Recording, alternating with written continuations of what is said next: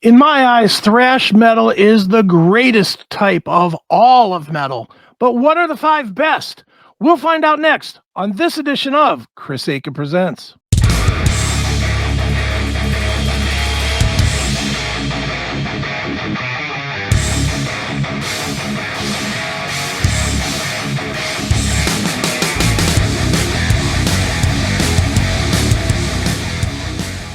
What's going on, everybody? It is CHRIS Akin back once again for another edition of CHRIS Akin Presents. And before I even get started, just want to remind you to do all of the podcasty stuff, okay? Make sure that you are subscribed to the channel, whether it's podcast or whether it's video. Make sure that you are liking what you see. Don't even leave a dislike. Even if you hate it, just don't put anything. But if you like it, seriously, thumbs up. Helps me, okay? Make sure you leave a comment. Now that's where you can tell me that I blow fucking goats or whatever it is that I'm blowing, because if you don't agree with me, that's fine. Leave me a comment and tell me that. And of course, hit the notification bell so you don't miss any of these great episodes that I'm doing here. Now, on to the greatness of thrash metal. I think most of you that have followed me on Classic Metal Show know thrash metal is my bread and butter as far as metal goes. I mean, hair metal, that's cool. Death metal, I love. I love pretty much all kinds of music and certainly all kinds of metal. But I start and stop with thrash metal. And I love it. I love it today every bit as much as I did in the day. I was so privileged and lucked out military-wise that I got stationed right near the hub over in San Francisco, right at the time that a lot of this stuff was happening, that second tier, the whole Testament era, I guess, Testament, Forbidden, Nuclear Assault, all those bands that were always playing out there, Vicious Rumors, just tons of those bands I got to see, right at the start, right at the beginning of their careers. So thrash metal has always left a mark on me, and it's kind of, when I go to listen to metal, it's kind of what I go to listen to first. So I thought, why not go through my top 5 thrash metal albums of all time? Now, I'm going to be honest. I've done this before on other shows, and I think the list is probably different than what I've said before, because this topic, these albums, or a lot of these releases are so good to me that they kind of change places as I change moods. But I think with these 5 that I'm about to give you right now, if you listen to all 5, you're certainly not going to be disappointed. So as of today, the middle of June in 2022, these are my top 5 releases of thrash metal all time, okay? So coming in at number 5, bang, it's Rain and Blood, Slayer. How can you go wrong? Every single thrash metal band has been influenced by Slayer. Every single thrash metal fan has been at some show somewhere and gone, Slayer! It's part of the game. Slayer changed the game, and they changed the game with Rain and Blood. I know that Haunting the Chapel and stuff like that was great as well, but it all came together with Rain and Blood. It's such a good release that it's not even that long. It's like a half hour, and it's a half hour of just pure, intense perfection. It's a fantastic release. All 4 members of the band probably put forth their best effort on this. The production is really good, which was a definite improvement from previous Slayer releases, that the production wasn't that good, which made those a little more Venom-like as far as I'm concerned. But Rain and Blood is where it all came together, and it's just a monster, and the songs. I mean, this is by far Slayer's best release. So Rain and Blood, that would be number 5 for me of the best thrash metal albums of all time. Now here's where I'm probably going to lose half of you, and I don't care, because that's just the way it goes. Number 4 for me would be Sepultura, Arise. Now, these guys came from Brazil, and the unique thing about them when they were coming up there in the late 80s, they didn't have any allies. Like, if you look back at the thrash metal history, you'll see that a lot of the bands were all kind of playing together with each other. Metallica and Slayer and Megadeth and guys were in and out of each other's bands, and people were, playing shows together. Exodus, Testament, all of those bands, they all had like this community thing going, which helped them all to break out. Well, Sepultura was over there in Brazil. They didn't have that.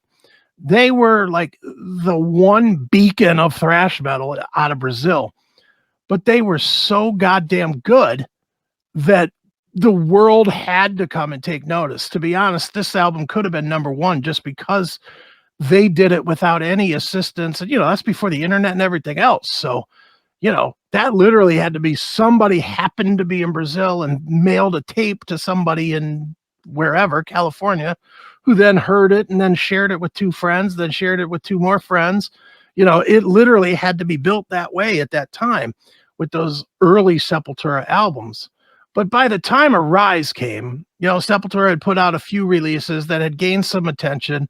Roadrunner had picked them up. I think it was actually Road Racer at the time, maybe. But by Arise, they figured out that it was time to put some money into this band, and they did. And it made just a brilliant sounding release to go with the absolute insane intensity of the record. Arise is by far Sepultura's best record, in my opinion. And I know some people would argue Beneath the Remains and others would argue Chaos AD. I'll stick right with Arise. It's the most raw, but still sounds fucking incredible release by them. So number 4 for me would be Sepultura with Arise. All right. Moving on to number 3 of the top 5 thrash albums of all time. For me, Chris Akin. Of course, Exodus. Mentioned them before. Bonded by Blood. Jesus Christ. There's a reason that Exodus was, at that point in time in the early 80s, everybody thought Exodus was going to be the band. Everybody thought Exodus was the band that was going to break out. Not Metallica, not Megadeth, not Slayer. Everybody thought it was going to be Exodus. They were the kings of thrash metal at that time on the scene. And when you listen to this, you certainly realize why. I mean, musically, this goddamn record is damn near perfect. It is the combination of just scorching guitars. There's some razor sharp moments, with guitar shifts and stuff. But there's that little bit of sloppiness that overkill that Exodus always had, that kept it almost having a little bit of a punk flavor to it, just a little, not a lot. And to me, that made it so perfect. Gary Holt was finding himself at the time, and just a great musical release. And of course, Paul Baloff was amazing at that point. His intensity was not rivaled by anybody, and anybody that ever saw a Baloff Exodus show certainly knows that the intensity level that guy brought made everybody else in the band step up to his level. And with Bonded by Blood, they just put it all together. It's a fucking killer release. It sounds a little dated today, just production wise, and I certainly get why they redid it with Rob Dukes, but in my opinion, that was a huge mistake, because you're not gonna touch what is a perfect record. You're just gonna do a lesser version of it, which is what they did. And so be it. I don't need to listen to that one. I will continue to listen to Bonded by Blood forever. Just a great release. So number 3, Exodus, Bonded by Blood. Number 2, here's where it gets tricky, because 2 could be 1 and 1 could be 2 on anybody's list, and nobody would really argue it. Number 2 is Megadeth, Rust in Peace. My God. What can you say about this perfect record? It is as close to perfect as it comes. It was a moment in time when Dave Mustaine was able to fuse the fierce anger that he had. He was still a bitter bitch about getting thrown out of Metallica and about everything else. And, his drug habits and everything else had him on fire. He was absolutely a raging psycho. Add to that the conspiratorial thoughts that he always perpetrated in his music, always has, still does. And maybe it's not conspiratorial, but that's a whole nother discussion. But he always had that conspiratorial theme to a lot of his music, and he certainly did here on Rust in Peace. And then the last thing about it was just the perfect lineup at the time.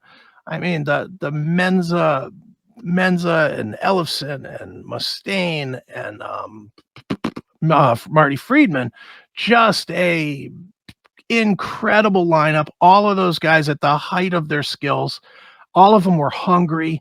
They just put forth this brilliant release, and Mustaine's writing on this one, definitely the best of his career. So rest in peace, number 2 for me. Not by a lot. It could be number 1 easily. Like I said, my list changes from minute to minute sometimes, and there are many times that if you ask me my favorite thrash album of all time, I would probably say Rest in Peace. So I'm not trying to say that the next one is better. I'm just saying that it's kind of a 1A, 1B here. And of course, number 1, not really a shocker, I don't think. It's, of course, Metallica, Master of Puppets. I just think this is where Metallica put it all together. And more to the point, I think it's right before Metallica started to fall apart. And what I mean by that is right after this, even with Justice for All, which is another killer record. I'm certainly not trying to say that album sucks. It doesn't. But and Justice for All is where they started experimenting on sounds and slowing things down and, trying different things. And it worked. They obviously became the biggest metal band in the history of the world. So it made them gigantic to do those things. But at this point in their career, 1985, they were hungry and they wanted to take over the world. And Master of Puppets really did that for them.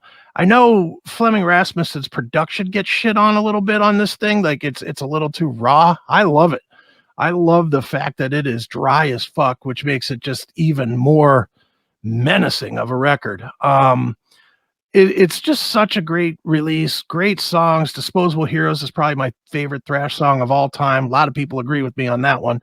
But yeah, Master of Puppets was Metallica at a different level when they were still hungry. And I was very fortunate enough to actually get to see them on the Ozzy tour when they opened for Ozzy on this release. And I've never seen a band smoke a major artist as badly as Metallica did Ozzy that night. I mean, they just ripped him so hard by being so good. When Ozzy came out and started doing his thing, it was like, what is this mellow shit? That's how heavy they were at the time. And the album holds up today. It's still fantastic. So at number 1 is Master of Puppets by Metallica. So to recap it real quick, number 1, Master of Puppets. Number 2 is not Clean Break. Number 2 is Megadeth. Number 3 is Exodus. Number 4 is Sepultura. And rounding out the top 5 today, it is Slayer at number 5 with Rain and Blood. And it is time for me to go rein in editing to edit this sucker down. So once again, thanks for checking out this edition of Chris Akin Presents. I will be back with more stuff tomorrow. So until then, for Chris Akin Presents, I have been Chris Akin, and guess what, folks? I will be again tomorrow. See ya.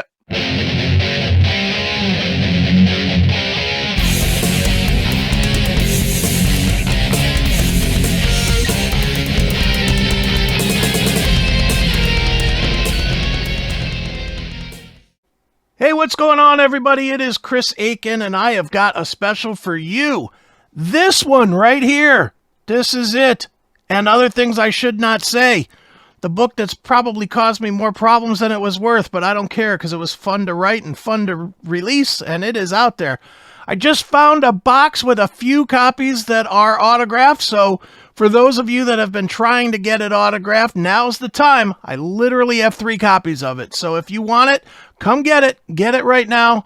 It is, and other things I should not say, my tales of my debauchery in Korea. It's a wild one, folks, but get it today over at ChrisAkinBooks.com. Get them while you can.